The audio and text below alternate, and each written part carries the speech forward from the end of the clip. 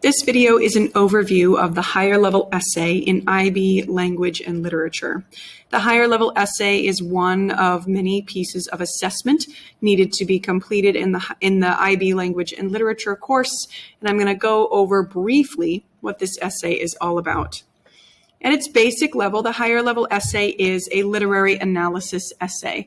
An analysis essay seeks to break down a text to understand how it works and to make some sort of claim about that text.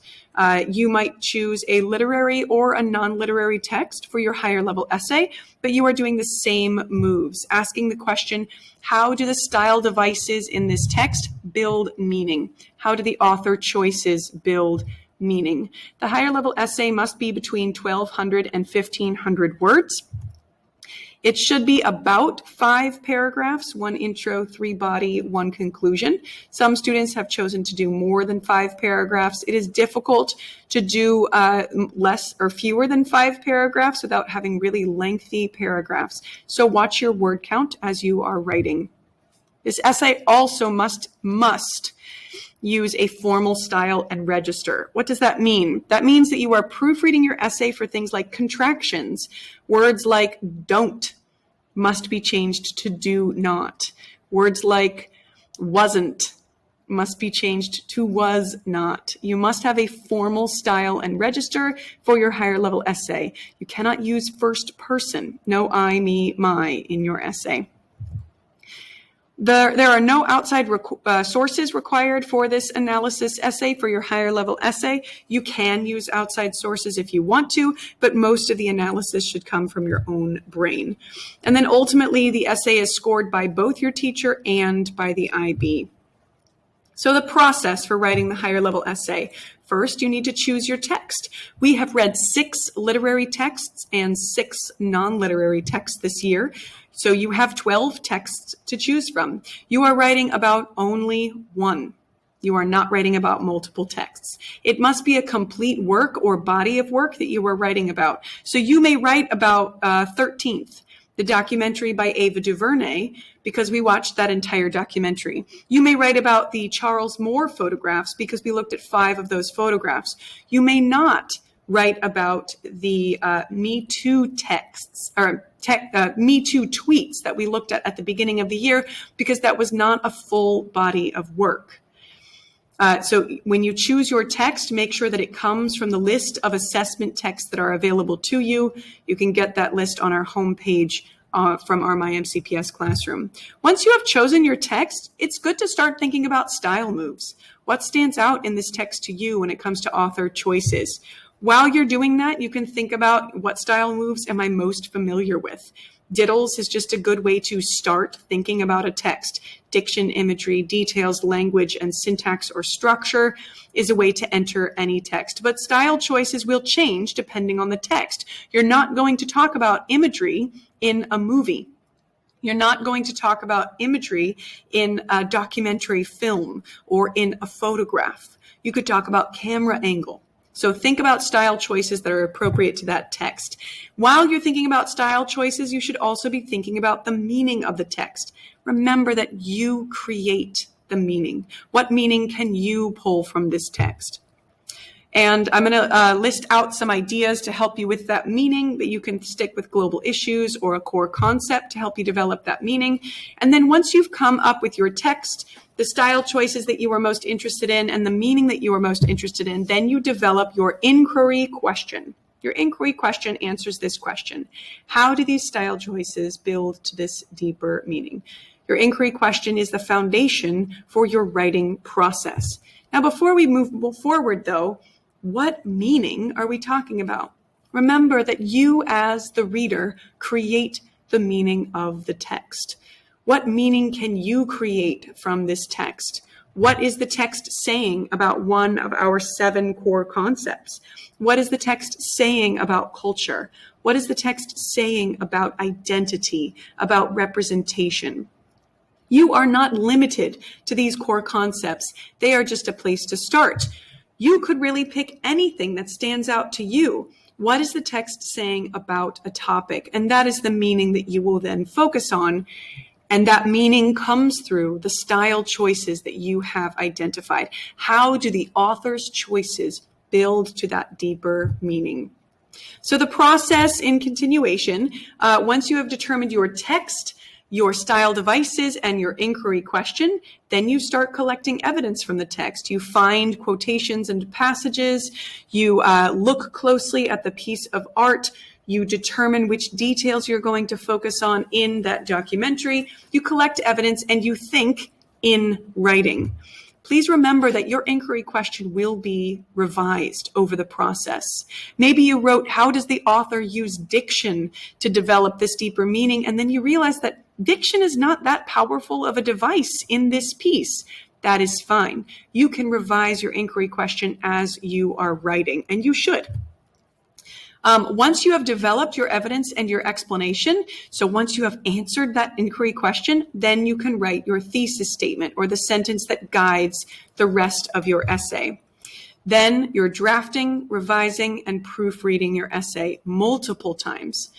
The revision process should take many days, reading and rereading, having friends and parents and relatives read and reread for you to make this the best piece of writing it can be.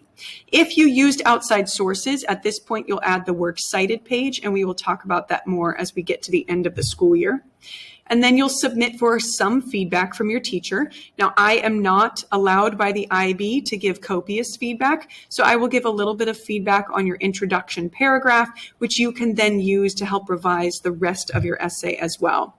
A few reminders for you as you are writing your essay. Your introduction.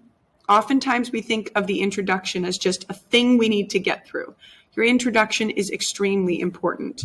Remember that the IB, the people reading your essay, have not read or viewed your text. You must include a full summary of the text in your introduction. Tell us, what is this text about? Give us all the details we need so that we can understand your argument when we get to your thesis statement. And remember that your thesis is the last sentence of your introduction paragraph. So I'm going to give you a model of what this looks like. Here is the template for your inquiry question. You have seen this template before. In the text, title of the text, how does, insert the name of the author, use, and then put your style devices there. Maybe you're going to use diddles, maybe something different depending on your text. To develop, and then put in the impact, the meaning, the thing that you think comes through the text. So here's a model of what this looks like. In The Reason I Jump, how does Naoki Higashida use personal anecdotes, second-person point of view, and pathos to develop the reader's empathy for people with autism?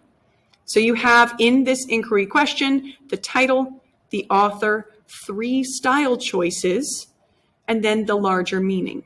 Now, as I'm writing, I might find that I don't want to focus on pathos, that maybe pathos is a part of all of them. So I'm going to put something different in there, like diction, because as I'm reading, I see that his word choice stands out, and I can connect with that in an empathetic way as the reader. Your inquiry question will change as you draft. That is okay. Here's another model. In the film Crip Camp, A Disability Revolution, how do Nicole Newnham and James Lebrecht use camera angles, music, and film structure to develop the argument that community can impact identity? So these are 3 style choices. None of these are diddles. Camera angles, music, and film structure all have to do with film. And the 2 people who I listed are the directors of Crip Camp. They are the people who make the style choices. So when you are writing your inquiry question, remember first to think of what type of text am I working with, and what style devices are most prominent within that type of text. So then what would this look like in practice? So I want to show you an outline of a higher level essay using one of those inquiry questions. So using the second one, in the film Crip Camp, A Disability Revolution, how do Nicole Newnham and James Lebrecht use camera angles, music, and film structure to develop the argument that community can impact identity? So I have pulled together all of my evidence. I am sticking with these 3 as my subtopics and this as my meaning. I am ready to develop my essay. First, I'm going to start with my introduction. At the very beginning of my essay, I must include a full summary of the entire film. Your introduction might be long because you have to share the full summary. The last sentence of my intro will be my thesis statement, which will sound like this. Just as a heads up, it's almost identical to my inquiry question, just flipped into a statement. In the film Crip Camp, A Disability Revolution, Nicole Newnham and James Lebrecht use camera angles, music, and film structure to develop the argument that community can impact identity. And then I write my first body paragraph, which, according to my thesis statement, is going to be about camera angles. I've got my evidence, my topic sentence, evidence, explanation. Remember that my explanation will always connect back to the meaning, which is about community impacting identity. Body paragraph 2, focusing on the music. Topic sentence, evidence, explanation, always connecting back to community impacting identity. Body paragraph 3, film structure. Topic sentence, evidence, explanation, always connecting back to community impacting identity. And then my conclusion reminds my readers of my main points. This is how the inquiry question turns into the final essay. So, key things to remember. These are some final reminders before we are done with this very quick overview of the higher level essay for IB Lang and Lit. The IB does not know this text. They do not know this film. They do not know this piece of art. They cannot see what you are seeing. You must summarize it. You must fully paint this picture in your own words. If you're dealing with a photograph, you need to fully describe the photograph so that even if a person couldn't see, they would be able to see it in their mind's eye. Summarize the text.